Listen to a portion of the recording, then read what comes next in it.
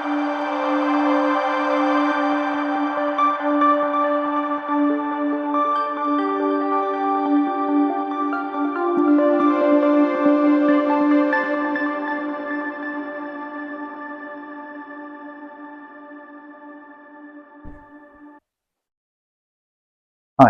I'm Chris from Tabletop Strategy, and today we're going to research, explore, and hope that fear doesn't get the better of us.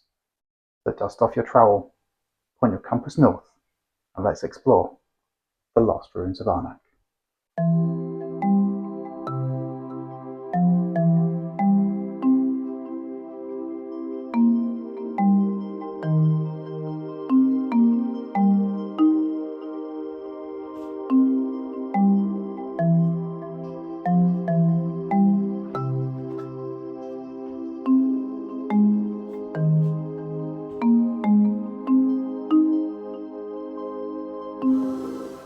The Lost Ruins of Arnak is a 1 to 4 player, competitive, worker placement and deck building game, played over 5 rounds. There are 5 main resources, which players will be collecting, managing, and spending throughout the course of the game. Coins, compasses, tablets, arrowheads, and jewels. Each round, players will take turns performing one main action and any number of free actions, in turn until everyone has passed. Main actions include placing your worker at a site, paying the travel cost, and using its effect.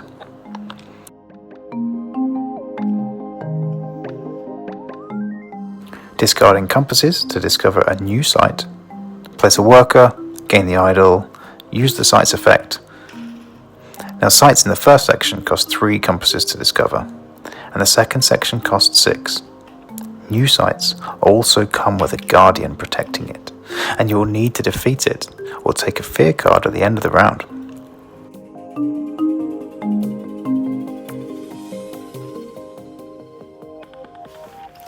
If you have a worker at a site with a guardian, you can pay the requirements and defeat it, taking it into your supply, as each guardian comes with a one-off boon you can use.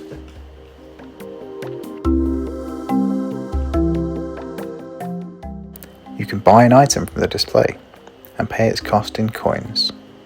Items go on the bottom of your draw deck. You can also buy an artifact from the row and pay its cost in compasses. You can trigger an artifact for free when you purchase it, but in future rounds you will have to pay a tablet.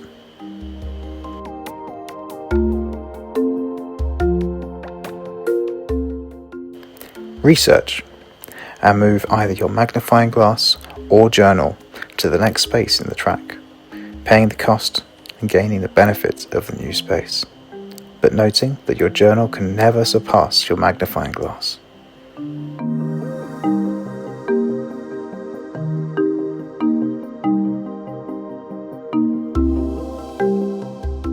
Finally, play a card for its action, noting that lightning actions are free actions.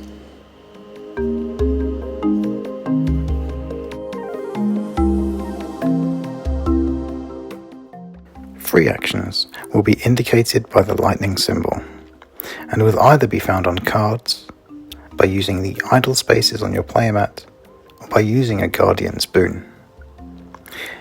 The icons for each action can be found on the handy play rates.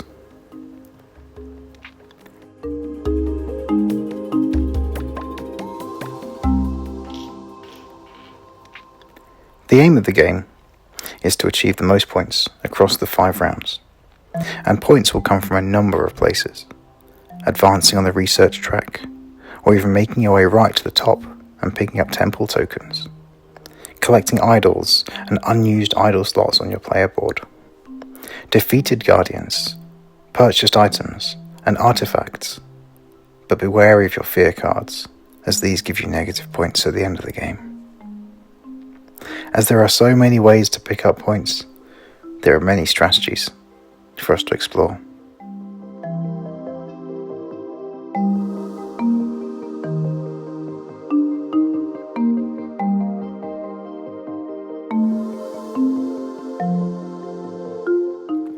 Strategy 1 is all about research. The objective of this strategy is to advance the furthest on the research track, ideally to the top, and make the most of the riches that await.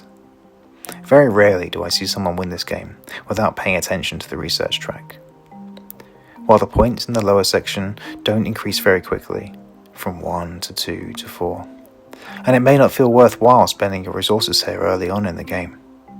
If you can get to the top, the points earned with each new space start to increase rapidly, from 9 to 12 to 16. And getting to the top first not only rewards you with 23 points, but it also opens up the tokens for extra points too. You're going to need a healthy supply of tablets, arrowheads, and jewels to make your way to the top of this track. At least 3 of each, and potentially up to 7 tablets depending on the route you take. You will need coins and compasses too, but you'll gain these back as rewards along the way.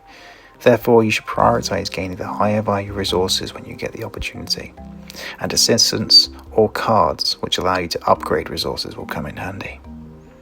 If you can gain assistants and upgrade them early, this will pay off later on, as these will give you additional actions or resources thereafter. This strategy has a high ceiling, if you can be efficient with racing ahead on this track. However, be conscious that you don't fall behind on other point scoring opportunities, like guardians, idols, or cards. Choose carefully which guardians you attempt to defeat, in case you need those resources for research. But you will likely have coins and compasses to spare, enabling you to purchase cards, which may boost your ability to gain resources for your chosen research path, while also contributing to points at the end of the game.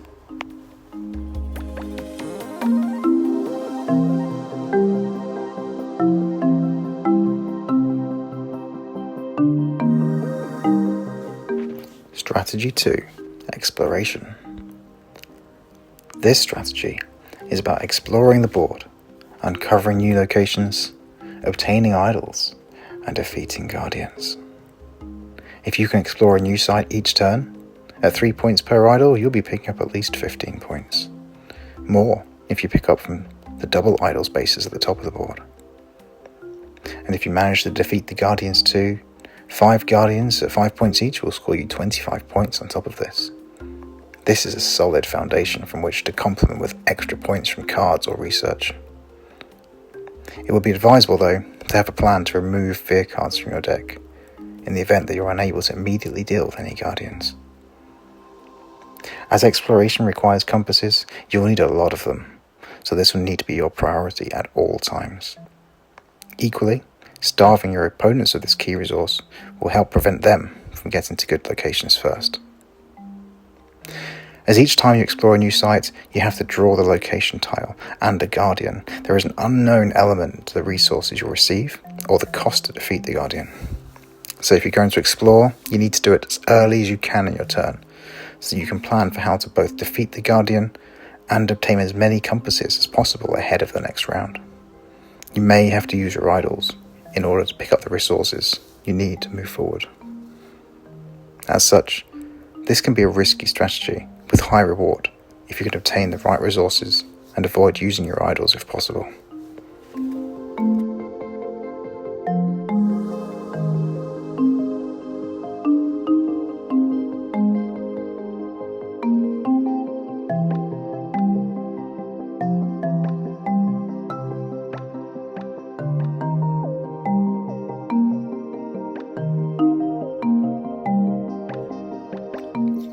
Strategy 3, Shopping. This strategy could be more complicated than the previous two, and involves making the most of the card market for either items, artifacts, or both. Buying cards in the endgame is a quick way to spend your last resources and turn them into points, but building out a strong deck early on can have benefits later on when others are running light on resources. This strategy can focus either on picking up artifacts, which you can activate for free at first, but will cost tablets later. You'll need to stock up on compasses to pay for these, as well as finding a way to exile fear or weaker starting cards from your deck to make sure your artifacts come out again and again. Alternatively, focus on picking up coins and purchasing items, which won't have an immediate effect but will get added to your deck and come out in subsequent rounds. Similar to artifacts, you will need to make sure you have a strong coin generation engine within your deck and exile weaker cards. However, as the rounds go on, you will see fewer and fewer items in the market. Therefore, a more complex transitioning strategy may pay off here, which changes its focus from items in the early rounds to artifacts in the later rounds. In any case, look for synergy in the cards you're purchasing. This strategy can leave the door open to many other point scoring opportunities, such as the research or exploration strategies. Prune your deck carefully and aim for a big payoff in the final 2 or 3 rounds by focusing your stronger deck towards one of these other point scoring opportunities.